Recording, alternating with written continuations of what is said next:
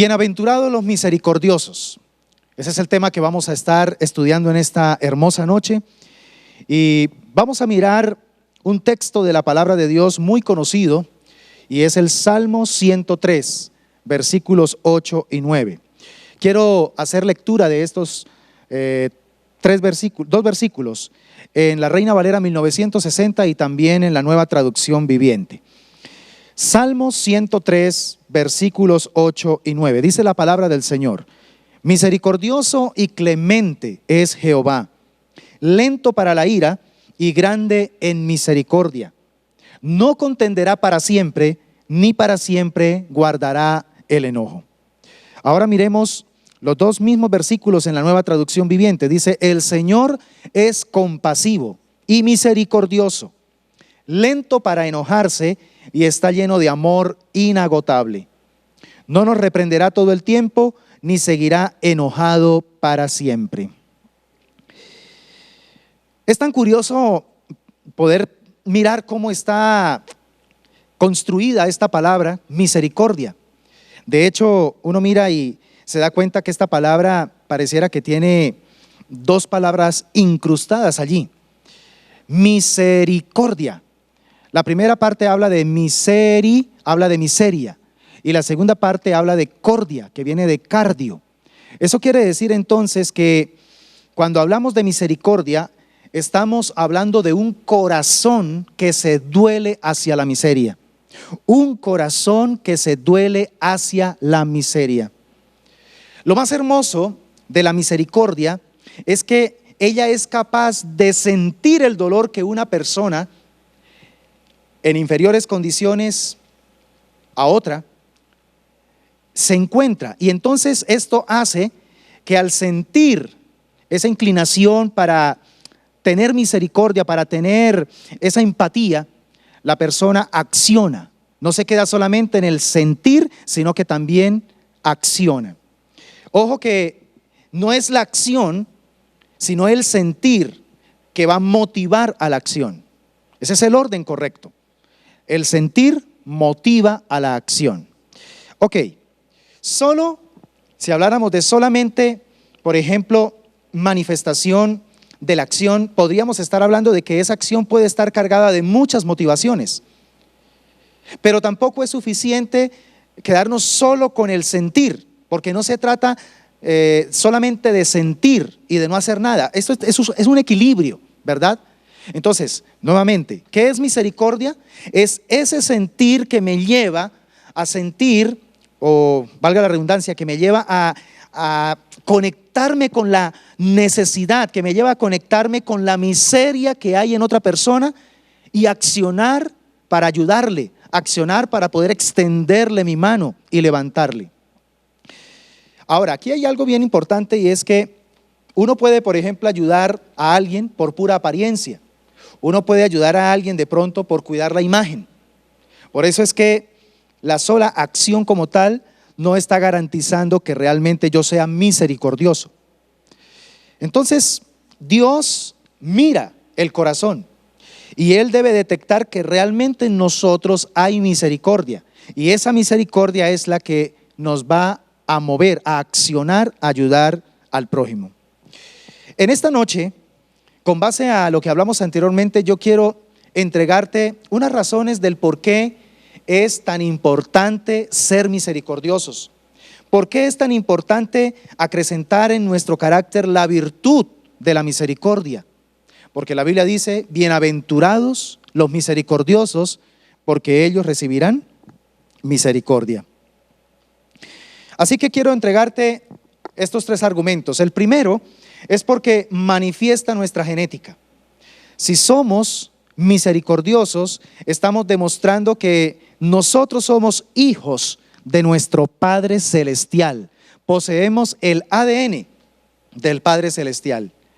Lucas capítulo 6, versículo 36 dice: sed pues misericordiosos, como también vuestro Padre es misericordioso. Y lo interesante de este versículo es que no está diciendo hagan misericordia como vuestro Padre hace misericordia. El verbo que está usando no es el verbo hacer, sino el verbo ser. Él dice, sean pues misericordiosos como vuestro Padre es misericordioso. Aquí tenemos que entrar a revisar qué sensores de nuestro carácter nos permiten ver aquello que nos está impidiendo ser como nuestro Padre. ¿Qué cosas en nuestra vida están demostrando que no poseemos el ADN espiritual de nuestro Padre Celestial? Porque se sobreentiende que ahora nosotros hemos nacido de nuevo. Somos nuevas criaturas y por ser nuevas criaturas ahora poseemos esa genética espiritual, esa genética celestial. Juzgar es la contraposición de la misericordia. Y por eso es que para nuestro Señor Jesucristo, misericordia es ese sentir que te lleva a extender la mano y no el dedo hacia el prójimo. Cuando miramos, por ejemplo, Lucas capítulo 6, versículo 37, Él claramente nos dice, no juzguéis y no seréis juzgados. No condenéis y no seréis condenados. Perdonad y seréis perdonados. Parece algo como muy sencillo, verdades elementales, pero son al mismo tiempo muy profundas. Y que cuando las llevamos a la práctica de nuestra vida, nos damos cuenta que definitivamente Dios tiene toda la razón. Si nosotros juzgamos, seremos juzgados. Si nosotros condenamos, seremos condenados. Pero también si tenemos misericordia, Jesucristo dijo que también tendrán otros misericordia de nosotros. Por eso siempre extiende la mano sin necesidad de juzgar. Porque cuando ayudas, pero lo haces señalando a tu prójimo, criticando a tu prójimo, no estás manifestando el ejemplo de Dios. El ejemplo de Dios es misericordia. ¿Cuántas veces el Señor no ha extendido su dedo para señalarnos a pesar de nuestros errores y fracasos, a pesar de nuestras falencias? Dios no ha extendido su mano para señalarnos, sino para sostenernos, para levantarnos, para restaurarnos. Y eso es lo que Dios espera, que nosotros, sus hijos que poseemos su ADN espiritual, hagamos lo mismo con nuestro prójimo. Que apliquemos la ley de la clemencia, la ley de la misericordia. Es muy fácil irnos por el camino del juicio y del señalamiento. Es muy fácil señalar el error de la persona que de pronto se equivocó en ese momento. Ese es el camino más común y el que la mayoría de personas podemos fácilmente tomar. Porque aún nuestra carne hasta se siente bien cuando de pronto señalamos al prójimo. Pero el camino que Dios espera que nosotros recorramos es el camino no del señalamiento, sino de extender la mano para poder levantar a aquel que se ha caído. Lo segundo que revela la importancia de ser misericordiosos es que cuando somos misericordiosos estamos reflejando lo que hay en nuestro corazón. Esto podría aplicar al principio de la paja y la viga, de la cual Jesucristo nos habló en Mateo capítulo 7, versículos 3 al 5. Dijo el Señor Jesucristo en su sermón del monte: ¿y por qué miras la paja que está en el ojo de tu hermano y no echas de ver la viga que está en tu propio ojo? ¿O cómo dirás a tu hermano: déjame sacar la paja de tu ojo y he aquí la viga en el ojo tuyo? Qué impresionante. Y luego entonces el Señor arremete y dice: hipócrita, saca primero la viga de tu propio ojo y entonces verás bien para sacar la paja del ojo de tu hermano. Y aquí quiero detenerme un momentico para poder ayudarte a discernir algo muy importante que puede darte claridad del por qué estás actuando muchas veces de la manera incorrecta. La razón por la cual usted ve los pequeños defectos en las otras personas es porque tienes grandes fallas en usted mismo. Eso es lo que sucede cuando nuestra tendencia es siempre a estar mirando las cosas malas que hacen los otros, los errores que cometen los otros, y se nos facilita señalar los errores del otro, porque muy probablemente nosotros también tenemos grandes fallas. Y entonces aquí es donde necesitamos trabajar en nosotros mismos, porque la razón por la cual somos muy sensibles a los errores de los demás, la razón por la cual fácilmente lo que otra persona haga equivocadamente nos afecta, especialmente en algún defecto específico, especialmente en algún error en el cual de pronto fácilmente nos llenamos de ira, es porque muy probablemente nosotros estamos fallando en ese mismo tema. Y entonces, ¿qué pasa? Nos vemos proyectados en esa persona que cometió ese error. El error que cometió esa persona muy probablemente es el error que yo a menudo cometo. Y cuando veo ese error en la otra persona, yo me veo ahí proyectado y eso me molesta. Eso me molesta y por eso entonces molesto a los demás. Como me siento molesto, molesto al otro también. Porque me frustra ver en otros lo que hace tiempo me mantiene a mí frustrado. Diga conmigo, ay, ay, ay. Porque esta es la verdad que encontramos a la luz de la palabra. Esto que acabé de explicarte es lo que resume básicamente lo que dijo Jesús en cuanto al principio de la viga y la paja. Los errores de los demás siempre van a ser minúsculos frente al error que yo mismo cometo. Por eso es que el Señor dice que yo no debo juzgar a nadie, porque si no yo seré juzgado. Ahora, permítame plantearte 3 ejemplos, uno bíblico y 2 de la vida real. El primer ejemplo, que es el de la Biblia, es el caso de Judas y el perfume de nardo. Usted puede leer allí en casa, por favor, esta historia. Juan capítulo 12, versículos 1 al 8. Una historia muy hermosa y muy conocida. Es bien interesante que de todas las personas que estaban ahí reunidas con Jesús, cuando ocurre el ingreso de esta mujer y derrama su perfume costoso a los pies de Jesús, el único que sale prácticamente a criticar la actitud de esta mujer es nada más ni nada menos que Judas. Y en el mismo registro bíblico se da testimonio de que Judas hizo la observación crítica contra esta mujer, no porque de pronto él se cuidara de los pobres, no porque tuviera un corazón generoso, sino por el contrario, porque dice la Biblia que él era ladrón, porque teniendo la bolsa sustraía de lo que se echaba en ella. Qué tremendo esto. El único que criticó fue el único que tenía ese problema. Él quería que en lugar de que se hubiera derramado ese perfume a los pies de Jesús, se hubiera podido vender y más platica entonces llegaba, más efectivo llegaba a la bolsa de la cual el Señor le había permitido administrar, porque era el tesorero. Y él ya se estaba imaginando cómo podía sustraer por lo menos esos 300 denarios que él calculó que valía ese perfume. ¿Cuánto podía él sustraer de ese dinero para su propio bolsillo? Por eso es que aquí es donde aplica este principio. Dime qué has juzgado y te diré lo que cometes. Escríbalo allí en el chat, por favor. Dime qué has juzgado y te diré lo que cometes. Tenemos otro caso y es el caso del esposo celoso. Todos sabemos y entendemos que en la mayoría de los casos, ojo, en la mayoría de los casos, los celos son proyección de inseguridad. ¿En quién? En quien los está manifestando. Y entonces, muy probablemente la lucha que tiene, por ejemplo, un hombre con su esposa y que todo el tiempo por cualquier cosita ya está celándola, por cualquier cosa está generando un conflicto porque se siente que ella le está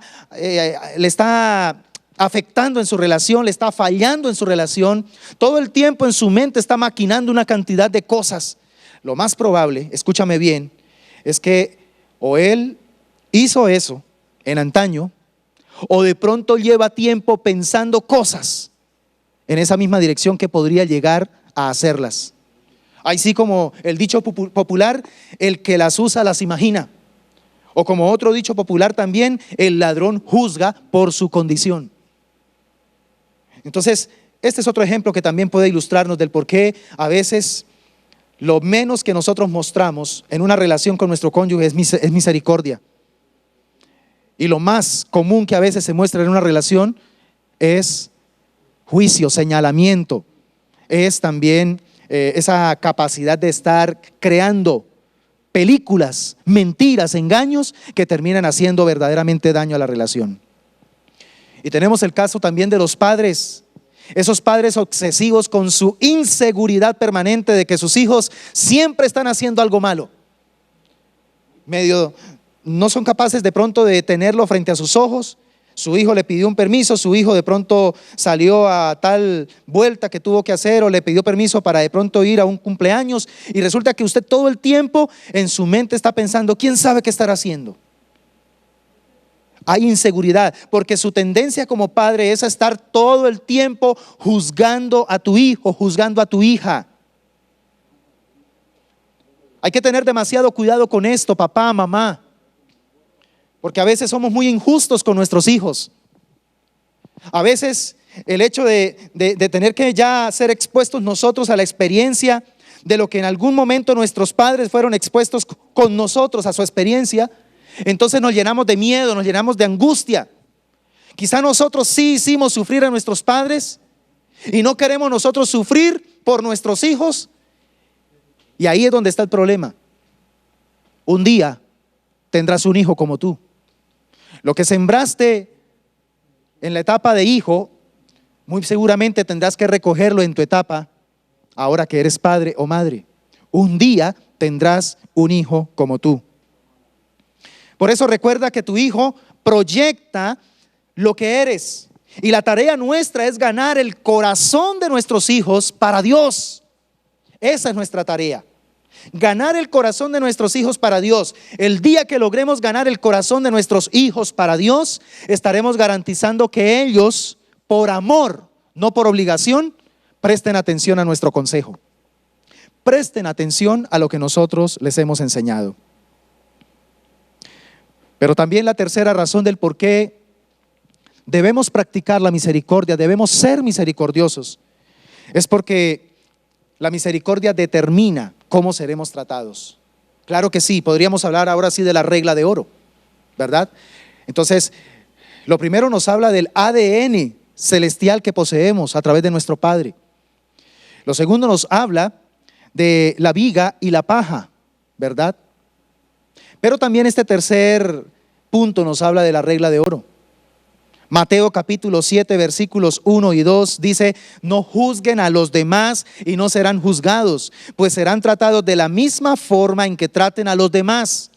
El criterio que usen para juzgar a otros es el criterio con el que se les juzgará a ustedes. Eso me da a entender que si vivo en la ley de la misericordia, cuando me toque el turno, se me va a aplicar a mi vida misericordia. Hay días donde Dios me da el privilegio de ser quien mida de pronto las actuaciones de los demás. Y de una u otra manera me tocará desarrollar el papel de juez. Pero también van a haber días en los cuales a mí me van a medir, otros serán mis jueces. Y si cuando a mí me corresponde ser juez frente a otros, utilizo la ley implacable del desquite, de la crítica, del señalamiento, del juicio, espere el turno. O debo esperar el turno porque también cuando llegue el momento en que otros me juzguen a mí, me van a juzgar con la misma medida, rebosante, remecida, y será puesta sobre mi regazo. Salmo 18, versículo 25 en la Nueva Traducción Viviente dice: con los fieles te muestras fiel, a los íntegros les muestras integridad. Y yo quisiera que en esta semana, que ya estamos a mitad de semana, usted pudiera apartar un tiempo y pudiera leer con detenimiento la parábola del rey que perdonó la terrible deuda de su siervo. Allí en Mateo capítulo 18, versículos 23 al 35. Ojalá sí puede leerla en la Nueva Traducción Viviente. Le quiero motivar para que haga lectura de este segmento bíblico y quiero que note la falta de misericordia de este siervo con su consiervo. Un hombre o un siervo que experimentó una amplia misericordia de su amo, de su rey, de su señor, pero que tan pronto tiene la oportunidad de encontrarse con su colega, con su consiervo, le da lugar a su propia ira. Porque es que eso es lo que sucede cuando nosotros somos personas carentes de misericordia, somos personas abundantes en ira y en enojo. A mayor misericordia, menos brotes de enojo y de ira. Entre más tenga misericordia, más voy a ser compasivo. Pero este hombre no tiene excusa porque se convirtió en el blanco de la amplia misericordia de su amo, de su rey. El rey era consciente de que su siervo nunca podría pagarle esa deuda. Y por eso, movido a compasión, movido a misericordia, le perdonó la deuda. El rey se movió desde su corazón hacia la miseria de su siervo. Fue lo suficientemente empático y se dio cuenta que este siervo nunca podría pagarle esa deuda. Y entonces dijo: te la voy a perdonar. Pero qué terrible que tan pronto sale este siervo de la cara del rey, acabando de experimentar plena misericordia, va y busca a su consiervo y le dice: págame todo lo que me debes. Y no se conforma solamente con maltratarlo con palabras, sino que empieza también a apretarle el cuello. Y los que estaban viendo ese cuadro patético, inmediatamente le llevan la información al rey y le dicen: rey, esto y esto ha sucedido con el siervo al que tú le perdonaste la deuda. Y usted puede leer al final qué sucedió con este siervo malvado. Por favor, corrobórelo usted mismo, haciendo lectura en estos días de Mateo capítulo 18, versículo 23 al 35. Por eso aprendamos este principio importante. La ira apresurada, es decir, la ausencia de misericordia, lleva al juicio apresurado. ¿Cuántas veces nos hemos dejado llenar de ira y hemos metido las de caminar? Porque en ese momento estábamos ciegos, estábamos sordos, pero completamente llenos de enojo, de ira.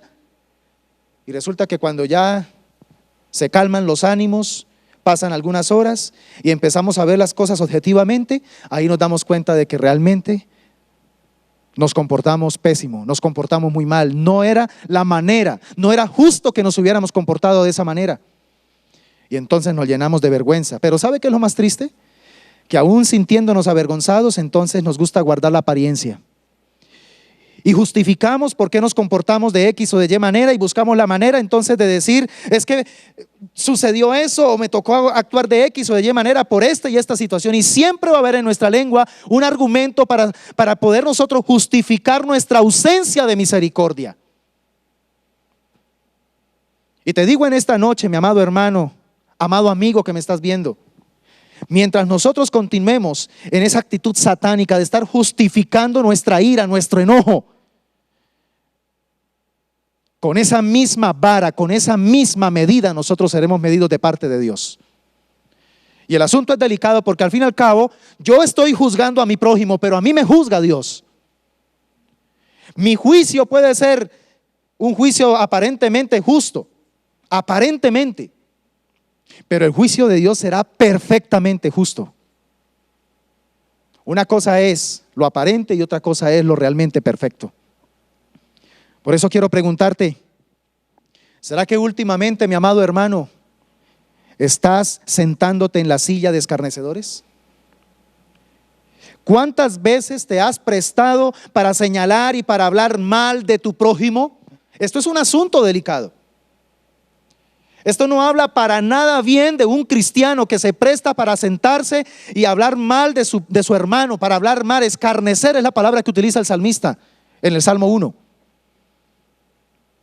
La bienaventuranza del Salmo 1 contrapone justamente esto. Es bienaventurado el que hace de la ley su delicia, de la ley de Dios su delicia, y medita de día y de noche en ella. Por el contrario, es un desgraciado el que se sienta en la silla de escarnecedores y en juicio de malos se establece para poder hablar mal de su prójimo. Ese es un desgraciado. Nosotros tenemos que aspirar a ser bienaventurados y no desgraciados. Aquel que juzga a su prójimo es un desgraciado. ¿Por qué desgraciado? La palabra desgracia significa que está fuera de la órbita de la gracia. No lo cubre la gracia. Y el único que posee gracia para dar al ser humano es Dios. O sea que un desgraciado es aquel que está aislado de la gracia de Dios. Un condenado. Hablar mal del prójimo, criticar, murmurar de mi prójimo, me puede colocar al margen de la gracia de Dios. Por eso el mismo apóstol Juan, en una de sus cartas, relaciona el hablar mal del prójimo, el criticar a mi prójimo, el sentir odio hacia mi prójimo como un homicida. Por eso quiero decirte algo en esta noche, muy directo y muy sincero, pero te lo voy a decir con todo el amor pastoral para que por favor oremos. Nosotros podemos repartir panes y agua de panela a muchos necesitados allá en la calle. Podemos ir a muchos lugares periféricos de la ciudad para llevar hermosos mercados a través de la fundación. Podemos también apartar tiempo para ir a visitar a los enfermos en los hospitales y orar por ellos y hasta que de pronto también se sanen. Podemos apartar un tiempo para ir a las cárceles y visitar a los que se encuentran privados de la libertad. Pero escúchame bien, si yo me la paso hablando mal de mi prójimo, de nada me sirve. De nada me sirve. Porque es que tenemos que entender que cuando yo empiezo a hablar mal de alguien, estoy hablando mal de ese que posee la imagen de Dios. Hablar de otro ser humano para degradarlo, para criticarlo, para señalarlo, es hablar directamente de lo más preciado que posee el Creador, su criatura. Por eso, antes de juzgar, antes de que nos apresuremos a juzgar a alguien, más bien pensemos en cuánto nos ha perdonado el Señor. Miremos cuánto amor, cuánta misericordia hemos recibido nosotros de parte del Señor. Permítame concluir diciéndote de una manera muy clara también que usted y solamente usted determina cómo le va a mirar Dios. ¿Cómo quiere que Dios le mire? ¿Quiere que Dios le mire de lejos y con dureza? ¿O quiere que Dios le mire de cerca y también le atienda con ternura? La Biblia dice en el Salmo 138, versículo 6, porque Jehová es excelso y atiende al humilde, mas al altivo mira de lejos. ¿Saben algo? Definitivamente la misericordia me recuerda que es una medida divina precisa, perfecta, que me da la idea de cómo funciona la regla de oro. Sí, porque es que definitivamente con la medida con que yo mida, yo también seré medido. Sí, señores, con la medida con que yo decida perdonar, Dios también me perdonará a mí. Si yo decido no perdonar, si yo decido seguir guardando en mi corazón sentimientos dañinos hacia alguien o contra alguien, si yo decido seguir amargándome y resintiéndome contra alguien, pues con esa misma medida Dios me va a tratar. Dios va a permitir, de vez en cuando, te va a permitir que te ofendan. Dios va a permitir de vez en cuando que te lastimen. ¿Saben para qué? Para que podamos tener la oportunidad, para que tú puedas tener la oportunidad de practicar la misericordia.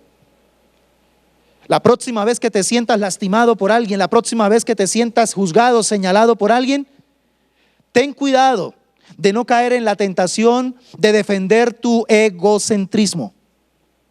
La próxima vez, ve delante de Dios y pídele que le faculte para entender y comprender que esa es la grandiosa oportunidad para mostrar hacia ese ofensor la misericordia con la que Dios te ha tratado, la misericordia con la que Dios ha ministrado tu corazón. Porque es que no se trata de salir siempre a la defensiva y ganar. Esa no es la idea. Aquí no se trata de siempre salir nosotros en limpio y que nadie hable mal de mí. Eso es imposible mientras estemos en esta tierra. Aquel que practica la ley de la misericordia tiene que presupuestar que muy probablemente y muy a menudo va a ser señalado, va a ser criticado. Pero si vivimos realmente en la misericordia de Dios, aprenderemos entonces no a defendernos, no a buscar ser ganadores de pronto en un ring de boxeo relacional, sino por el contrario, vamos a aprovechar ese momento para mostrar siempre que somos misericordiosos porque hemos recibido misericordia. De eso es que se trata esta predicación. Muestra la misericordia de Dios con que Él te ha tratado en la manera como tú también tratas a los demás. Así que por favor cierra tus ojos ahí donde te encuentras y acompáñame a orar en este momento. Amado Dios, gracias por tu palabra. Gracias porque a través de ella podemos nosotros entender y comprender la gran importancia de aplicar y participar cada día en la ley de la misericordia. Enséñanos no solamente a hacer misericordia, sino a ser misericordiosos. A aprender cada día de ti, que eres la fuente de toda misericordia.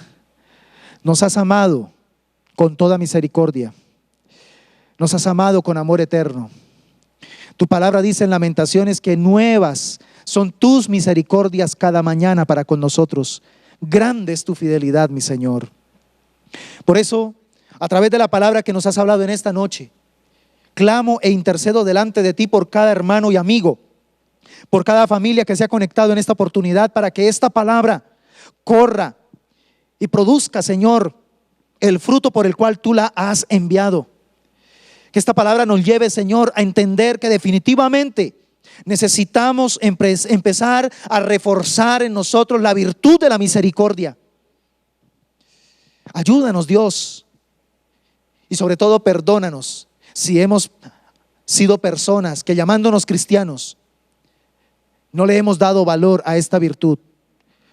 Por el contrario, Señor, nos hemos apresurado a juzgar, a señalar, a criticar, a enjuiciar a los demás. Perdónanos, Señor, porque hoy hemos aprendido que muchas veces, cuando fácilmente nos dejamos afectar por lo que los demás hacen, es porque probablemente nos vemos proyectados en el error de esa persona, porque hace mucho tiempo nosotros hemos venido cayendo en ese error también. Y quizá nuestro error es mayor, y por eso nos sentimos molestos con esa persona por la manera como hizo lo que hizo, porque ya llevamos mucho tiempo sintiéndonos frustrados con nosotros mismos porque estamos cayendo en ese error y hemos intentado superarlo, pero no hemos sido capaces. Sea esta noche la oportunidad para poder presentar delante de ti esa debilidad, para presentar delante de ti esa tendencia a la ausencia de misericordia. Perdónanos, Señor, si le hemos dado vía libre a la ira, al enojo, a la rabia. Ello habla de la ausencia de misericordia que hay en nuestros corazones. Cuando somos personas fácilmente explosivas, fácilmente, Señor, que nos dejamos llenar de rabia, de enojo, algo está sucediendo, algo está pasando con el tema de la misericordia. O no hemos entendido, o no hemos comprendido, o no hemos dimensionado cuánta misericordia Dios ha tenido de nosotros. Facúltanos, Dios, en esta noche para volver a comprender con todo nuestro corazón cuánta misericordia has tenido de nosotros, con cuánta misericordia nos has tratado, Dios. Tu misericordia llega hasta las nubes. Somos como ese siervo del cual su rey sabía que nunca podría pagar su deuda, y por eso fue movido a misericordia y lo perdonó. Le perdonó su deuda. Nosotros somos esos siervos. No nos permitas caer en el error de este siervo de la parábola, que se dejó llenar de ira, de enojo, y juzgó apresuradamente a su consiervo y perdió la misericordia que acababa de recibir de su amo. Señor, cuando tú nos perdonas, cuando tú nos muestras misericordia, nos estás enviando un mensaje. Comparte de lo que te he dado. Comparte de la misericordia que te he dado, compártela con tu prójimo, compártela con tu enemigo, compártela con tu compañero de trabajo, compártela con tu hermano, compártela con tu cónyuge, compártela con tu hijo. Pero muchas veces, Señor, perdónanos porque hemos actuado como este siervo, un siervo malo. El mismo rey lo llamó siervo malo. Lo metió a la cárcel y le dijo: y ahora no sales de ahí hasta que pagues hasta el último cuadrante.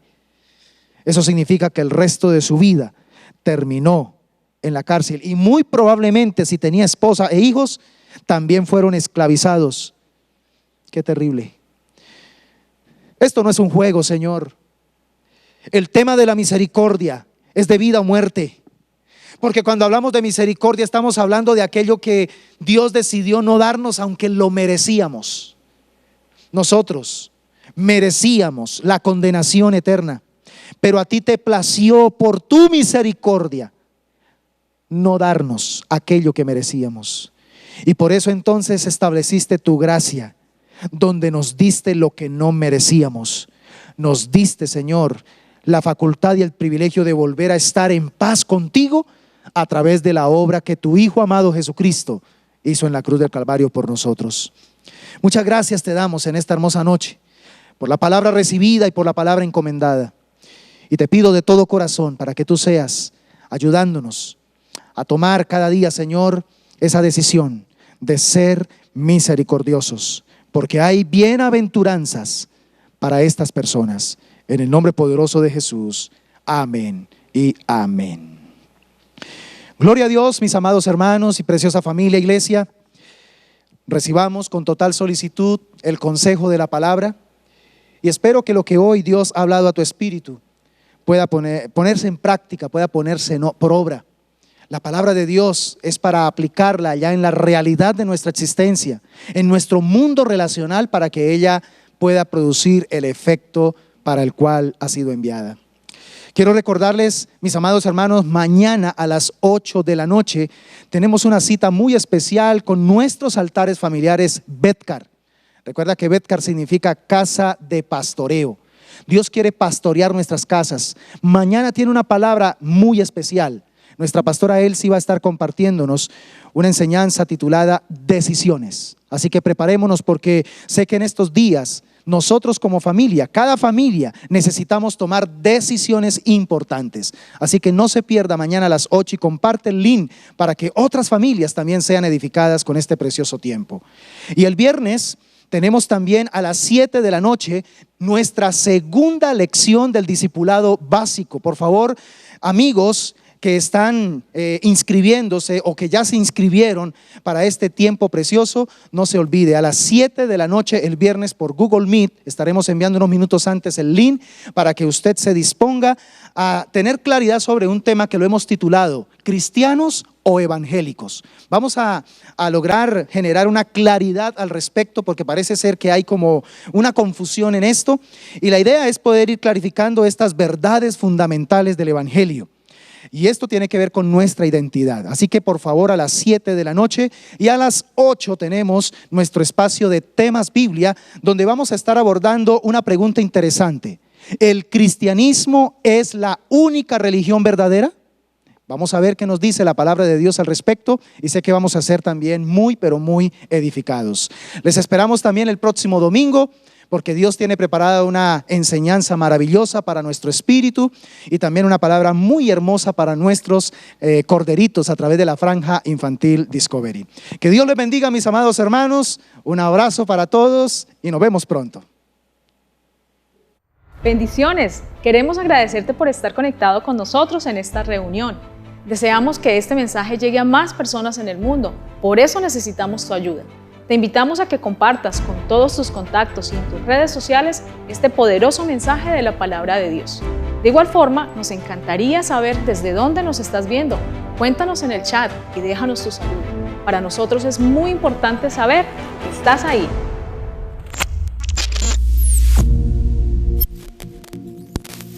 Sabemos que este canal ha sido de mucha bendición para tu vida. Si tienes alguna petición en la que podamos apoyarte en oración, te invitamos para que nos escribas a nuestra línea de WhatsApp que aparece en pantalla. Igualmente, si tienes alguna duda o alguna sugerencia acerca de nuestras transmisiones en vivo o información acerca de nuestra familia iglesia, también puedes escribirnos. No olvides, Diseños de Vida es tu casa.